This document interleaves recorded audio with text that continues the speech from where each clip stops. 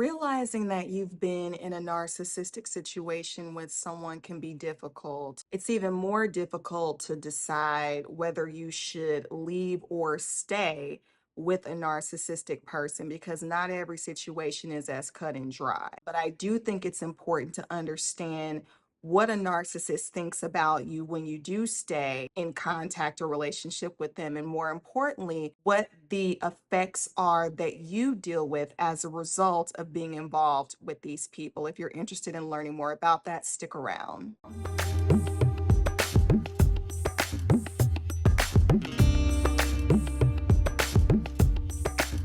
Hi, and welcome to my channel. I am Portia the Communicator, your trusted mental health life coach, and I coach people out of negative, dysfunctional relationship situations and into the lives of love and ease and partnership that they desire and deserve. I want to give a special shout out to all the new subscribers. Thank you so much for being here. And if you are new, what are you waiting on? Go ahead and hit the subscribe button and give this video a thumbs up if there's anything that I share that resonates with you. And also share the content if you know it can be beneficial for someone else, and join the conversation in the comments. I always love to hear from you and to see how this content is resonating. So without further ado, I want to go ahead and dive into what a narcissist thinks of you should you decide to stay in communication or in relationship with them. And so with that, here is thing number one. They will think less of you. They will assume you have absolutely no backbone because most of the time you've gotten so fed up with these individuals that you have likely walked away at some point and come back, or you said you were leaving and you didn't. And really, it's not so much maybe from your vantage point that you're being wishy-washy. You're literally trying to give these individuals a chance and an opportunity to get it together and to do right and to treat you better, all the things, etc. They don't see it that way. They see it as you are completely dumb, that you don't stick to your word, that everything that they've done is okay. So they're going to continue to do it because there's been no real consequence for them when it comes to you. They've not lost anything really.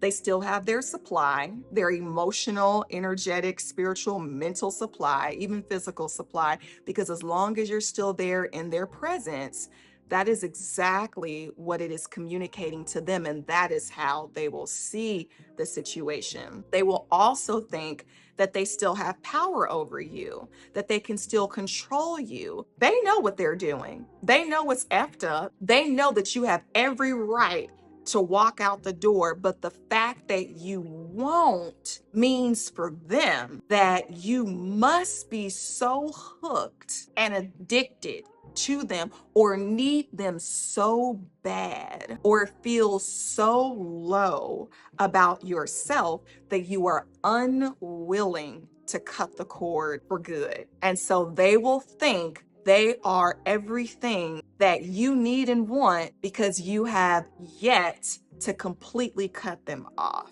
And or they may think that they can do no wrong because there's eternal forgiveness. As long as you continue to take them back, despite their faults, you're consistently loving them, they can continue doing whatever they want, and they may even think that they can do even better. They can do even worse. They can go even farther. They can do even more. They can get away with much more, because if you've not let them go at this point, after everything they've already done, why not continue? Why not continue the same pattern that they've been in with you if there's not going to be any real change? Not that they are looking to change, but they're not seeing any change within you. So they're just going to continue the cycle. That is what a narcissist is thinking. They think you're stuck.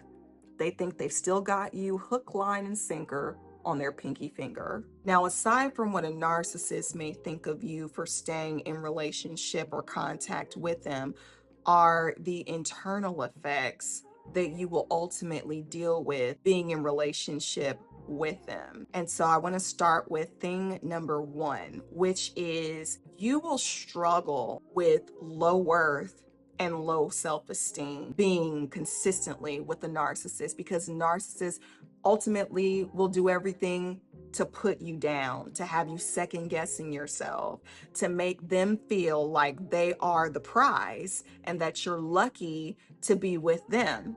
And so you never get to truly live and bask in the greatness that is you.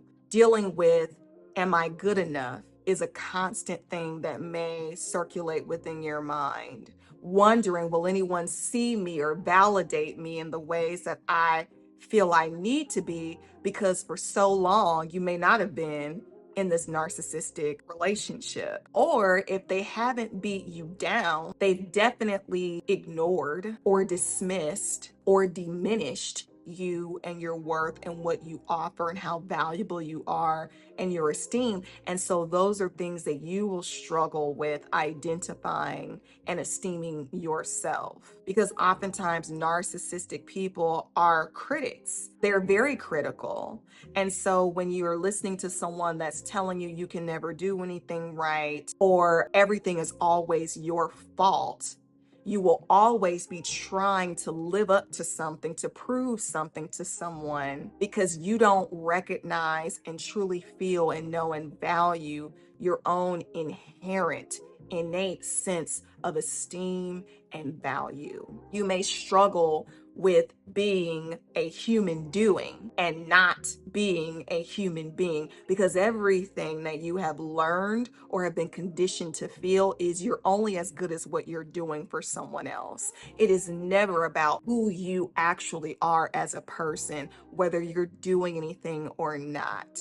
And so you may be conditioned to do to prove your worth. You're wanting to show someone all that you can give and offer to them, because that is what the narcissist demanded of you. They demanded supply. They demanded attention. They demanded you pour into them and give to them and make them feel like something. And so you walk through life feeling like that's what you have to do for everybody else. Meanwhile, your worth and value is going down, or is being ignored, or is not being prioritized. They know how valuable you are, but they're not going to tell you that, because the moment you wake up and realize that you're out the door, you're not dealing with them, and they can't have that. So this is something that you may struggle with internally when it comes to self-esteem and worth. Another thing is that you may not go after certain opportunities, or you may sabotage opportunities over a narcissist. They don't want you to go and do X, Y, and Z, and so you don't. Or you feel like you're not good enough, or you're struggling in certain areas based on what they've said or have hinted at, and so you won't. And so these are things to be mindful of when you're dealing with a narcissist who has been in your ear the entire time about who and what you're not. Be mindful that it can show up in the areas of self-sabotage as well. The second effect, and I'll say this is really specific to you if you have dealt with narcissistic parents or some sort of guiding parental figure in childhood who reared you in this way of being. You will often attract narcissistic relationships romantically, or be it in career and business, where you may struggle to trust other people, or you may have a hard time setting boundaries, because the narcissist knows no boundaries. They want what they want, when they want it, how they want it, where they want it. And you have learned to jump whenever they say jump. And in fact, you might even ask them how high. And so because of that, you may attract, without even trying, you always seem to end up with certain types of people or in certain types of situations where you are dealing with more of the same. It is typically the same energy, different face. It could even be a different sex. Your father might have been the narcissist, and you're attracting narcissistic women at the job, or vice versa. It doesn't even matter, because energy doesn't lie. Whatever it is that you are wired and conditioned for will often show up in other ways and situations and relationships in your life. And when you feel like this is a consistent experience of yours, like you just can't seem to get away from it, be it when you go home and you're dealing with family or a spouse, or be it when you go to work and you're dealing with it there. The third thing that it can also create within you is a negative state of mental health. You may suffer with PTSD because, again, when you're dealing with narcissistic people and you never know when the other shoe is going to drop, you're constantly walking on eggshells or looking over your shoulder or trying to make sure that you're perfect and doing everything right so that this person doesn't have a reason to find fault with you, only to realize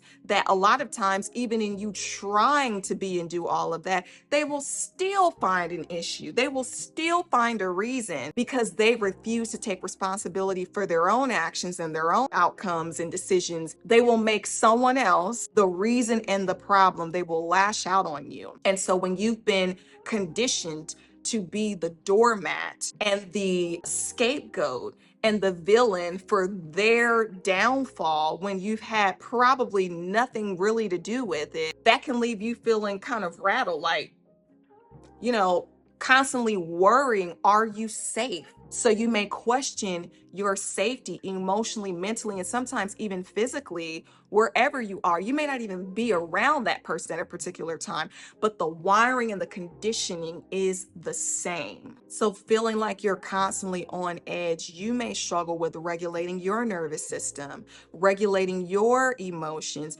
regulating your sense of internal stability, and feeling grounded and feeling peace and having emotional sobriety. Because of it, you may also struggle with depression or feeling like you're in despair or you're isolated.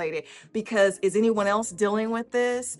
It's always a feeling of feeling alone and in battle with something that you can never quite overcome. And again, that may affect your mood. You may be feeling good in one moment and then reality sets in and you visited someplace else in your mind and in your emotions, and now you're on full-blown mood swing. And so this is another way that staying in an emotionally manipulative relationship with a narcissist can and will affect you. Now, if you haven't seen my previous video where I talked about how to heal from narcissistic abuse, I do recommend that you check that video out, and it should be somewhere up here in the cards. But in that video, I talked about how to heal, and one of the biggest ways to heal from narcissistic abuse, should you decide to leave, and even in the decision-making process of leaving, you can still do this now. It is simply to begin a self-love journey. You have to begin to love yourself more than you love the other person, more than you esteem a narcissist above you, because that's what perpetuates that cyclical, dysfunctional relationship pattern. And with that, I want to let you know, in case you weren't aware, I've released self-love digital toolkits that are designed to help you begin that journey of inner healing and deeper self-love so that you can begin to identify whose voice is talking, what are you doing and why you're doing it. More importantly, the things to do for yourself, to give to yourself in the ways that the narcissist never desires to be able to experience that inner well of peace that you need. If you're interested in taking advantage of that, the link for the self-love toolkits is beneath this video in the description box. All right, and now on to the fourth thing. The last effect I'll talk about has everything to do with physical problems that you will start having in your body. You'll start experiencing physical symptoms behind the stress and anxiety of dealing with a narcissistic individual. And most of the time, it's going to be centered down in our stomach area. That is where you will experience knots in your stomach because you're constantly flighting within, it's like fight or flight mode all the time. You feel the constant churnings and the butterflies, and you have this nervous ball of energy that is just stuck in your stomach, or because of the tension and the stress of the conversations and the interactions that you're having with this person, you may start feeling the tension and the knots in your neck, in your back, in your shoulders. These are all physical manifestations of the duress that you have mentally and psychologically been under. And so you may experience stomach problems or digestive issues. Your digestion isn't where it needs to be because you've been holding yourself up, literally holding your breath, trying not to let go, holding on for dear life. And because of all of this tightness and tension in your body, you're not able to relax. And your organs internally aren't either, to let go of the waste and all the junk, because you're constantly being bombarded with it when you're dealing with a narcissistic individual. Another way that this can negatively impact your physicality is coping mechanisms when it comes to substance abuse. And so some people will, in extreme cases, look to certain vices to help them ease the pain, to ignore, to numb out. And that can be via food, that can be via drugs, that can be via sex, that can be shopping, that can be anything that helps someone deal with whatever it is that they're experiencing when it comes to narcissistic abuse. Now, these are just some of the ways that narcissistic abuse can affect you, but I do want to hear from you. Has any of what I've said resonated? And if it has, are there any other issues that you've experienced if you've dealt with narcissistic people? Anything else that has negatively impacted you that I have not shared on this video? Please share it in the comments. I would love to hear from you. I would love for the rest of the community who watches this video to be aware of other things that they may need to look out and watch for. Again, as I said in the very beginning, deciding to leave and stay with a narcissist is not as cut and dry, black and white, or as easy as sometimes we would like it to be, just depending on your situation. Sometimes it's the father or the mother of your children. Sometimes it's your own parent. And so when you're dealing with people that may fall outside the lines of someone that you can just cut off immediately, and I'm not saying that you can't cut off whoever you decide, even if it is family, it's important to know the implications of what it is to leave and what it is to stay. By the way, if you haven't seen my video on what it is to leave a narcissistic person, you should also check this video out right here. All right, I want to thank you so much for taking the time to watch this video with me. If it's resonated with you, give it a thumbs up, share the content if you know it can help somebody else, and subscribe if you haven't done so already. I look forward to seeing you in my next video, and until then, stay safe, be blessed, and bye for now.